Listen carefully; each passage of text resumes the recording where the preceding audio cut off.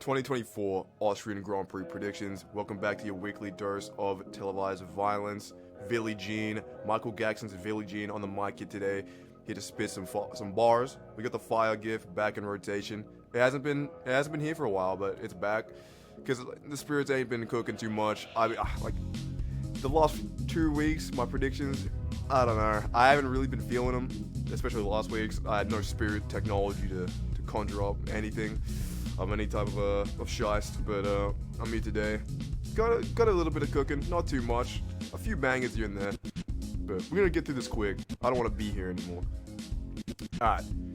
Step 1, also sprint shootout, sprint race weekend as well. So let me get it out of the way. Pole position, both for qualifying and the sprint shootout, I have Max Verstappen. Yeah, Max obviously very good at the Austrian Grand Prix. It's like his second home. It's like his second home Grand Prix, basically. Essentially, is what it is. No shocks there. And alongside this, I think he's going to win the sprint race as well. Again, not really shocking. But with that over and done with, move into the juicy stuff here. I'm going to keep it kind of brief, but run through it. If you don't have eyes or inept, we got DNF, we got the Goob Noobs, a bit of a howler. We got Shy Strive, the opposite of the howler. We got the top 10, second and third in race winner. I hope you can comprehend this. Very nice. Now moving to DNF, I've got a bit of a, I got some picks. I got some picks for DNF. Last race we had none, so I was actually kind of debating on putting back-to-back no DNF weekend. That'd be kind of crazy, but nah. I looked at the weather and it's like meant to be pretty windy, it's like potential rain, and I don't know about you, but that just like reeks of these three just all DNFing. By no fault of Alex Albon, I should say, but these two next to each other, yeah. And I have also Alonso here. I'm not sure if he'll be a part of this fucking nonsense over here, but I'm scared for his life. That's all I have to say. I'm scared for his life. Yeah, I don't trust these two. But it just something about this weekend just reeks of these two DNFing and getting Albon in some trouble. Maybe Alonso too. But Goob Noobs, I've got the Aston Martin team. Now, spoilers actually. I've got Lance Stroll and Shy Strive, but I'll get to that. But I'll put them here just for now. But I have Aston Martin here, just purely because I think the car will be bad. I don't think either of the drivers will actually perform terribly, besides when this guy gets fucking torpedoed into the sun. Besides that, I just think the car will be bad, like pretty bad. Like again, I think there will be no improvements, to be honest. Like if there will be, I'll take improvements. I would like to be wrong about this, but we move, we ball. And Lance, I have him here. I don't think he's gonna have like an incredible race. Obviously, I don't think he's gonna get points. I think he will, on merit, qualify Alonso. He's just gonna have like a random Stroll weekend where he's like a phenomenal driver for like no good reason. I know he has qualified Alonso like 3 times, but that's more so Alonso just having like an unusual string of terrible drives. That's not the Alonso we've come to know and love. So that's about that. But I think this weekend he might actually do it on merit. Not in the sprint shootout. Regular qualifying. Moving into the top 10, I've got maybe potentially the most wild prediction here. One of the two at least.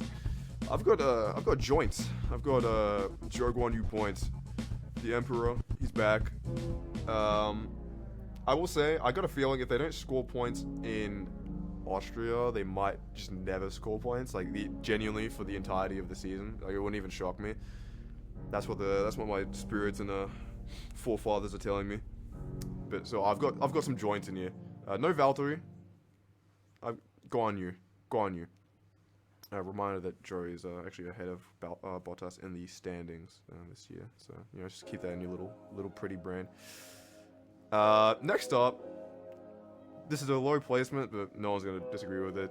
Perez. He hasn't been good so far. Like for the past 6, it feels like he had a good first 3 races, maybe 4. And this is round 10. No, there's been 10 rounds. This is round 11. I don't see he hasn't been good since then. I don't understand why he would suddenly become good again. So we're gonna chuck him here. Whatever. He got 9th last race, I think. Something equally as bad, or maybe like an 8th. I don't know. This would be pretty low though. This would actually kind of shock me if it's real. Is George Russell in 8th. He's been pretty good. So if this did happen, it would actually shock me. Especially I've got Yuki right ahead of him in 7th. Yuki last race turned out he had a damaged floor. The brackets are all messed up and damaged and busted, which is actually a big relief because I thought he was actually like slower than Ricciardo in race pace, but matter of fact he was just what 3,000 slower in a car that had damage, which is amazing, quite frankly. Danny Rick, I don't think he's gonna get signed again, to be honest. I'm not sure how much money that guy can bring in to to save that team, to save that contract. G Russell, I'm not even gonna explain to it. I think it's just gonna be like a kind of weirdly bad race for G Russ, just vibes. Yuki, opposite. I think now that he's got a nice set of wheels underneath him, he's got like a non-damaged car. He's just gonna have like a really flawless weekend. I did really want to put him higher, and maybe if I was more awake and more activated, I might have done so. I honestly might have put him like 4th. I'll say it. Maybe no good reason. I'll say it, but I'll take a 7th. It's a 7th, right? 10th, 9th, 8th, 7th. Yeah, well, we're cooking. Now we get into the rest of the predictions where it's like, ooh, it's the top 3 teams, and you just swap them around a little bit. And first of all, I got Sainz 6th.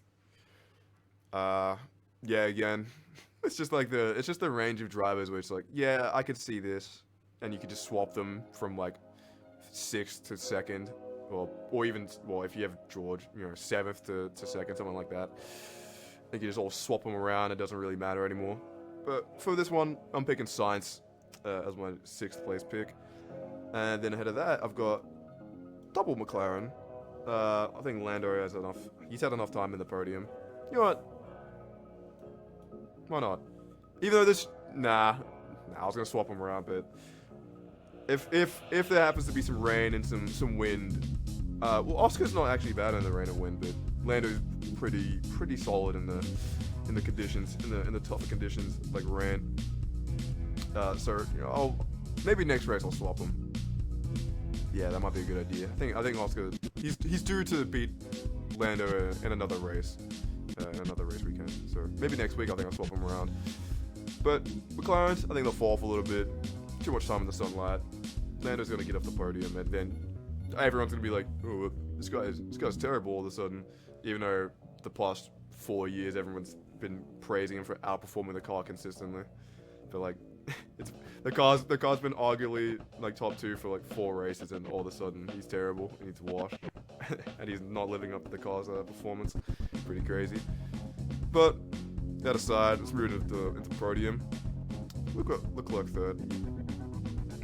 Yeah, I'm not gonna explain anything, especially because I got more shites coming up. I think this is gonna be a 2 different winner type of weekend, because I've got Max Verstappen 2nd, and I'm spelling on Lewis Hamilton 1st, off just pure vibes. I don't know, this guy is cooking. That email got sent out about the supposed sabotage of Lewis Hamilton's car, and then he just churns out an absolute banger. He has like no problems with the car, essentially. Like, why not? I'll send it. I'll send the back-to-back podium. I'll send a Lewis Hamilton 1st. I'm feeling it. Why not, dude? Like, because like it may as well with the top 3 teams. You can just jumble around, and like for predictions, like, oh, which one's gonna get 2nd and 3rd, and it's like basically random. So let's make it more random. Just chuck Hamilton in 1st. Why not? It'd be tough. It'd be pretty cool.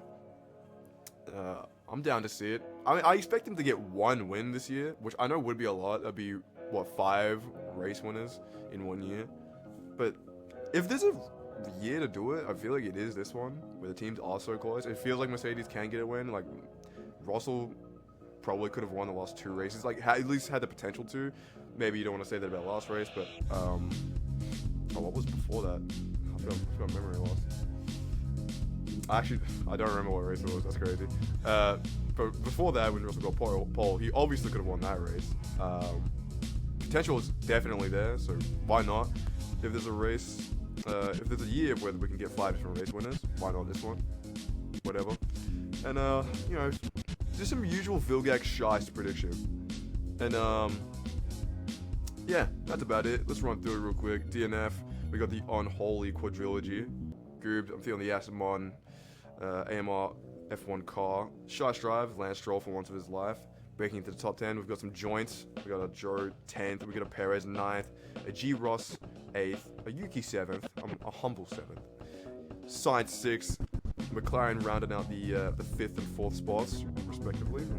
Stick them nice and tight together. Then we got a Leclerc 3rd, Max 2nd, and a Lewis Hamilton, pregnant with his 8th championship, pregnant with his 104th victory. Lewis Hamilton race winner at the Austrian Grand Prix. And you know, that's been me. That's my time, me. I'm gonna go.